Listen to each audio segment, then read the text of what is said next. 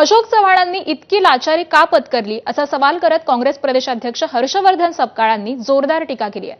त्यावरती अशोक चव्हाणांनी देखील पलटवार केलाय. पाहूयात. आजचा हा प्रसंग कुठलीही राजकीय टिप्पणी करण्याच्या अनुषंगानं अयोग्य आहे. इतपर जर त्यांच्या प्रत्यक्षात जर मुख्यमंत्री काही बोलत असतील तर हा एका अर्थानं त्यांचा अपमान आहे, त्यांच्या वडिलांचा अपमान आहे आणि तो अपमान हा कसा सहन करतात हे देखील एक दुःख आहे.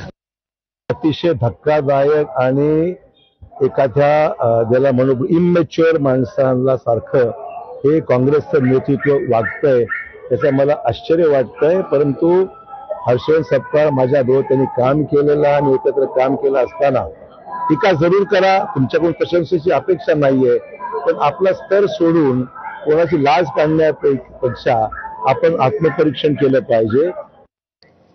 आणि यानंतर पुन्हा एकदा बातम्यांचा वेगवान आढावा.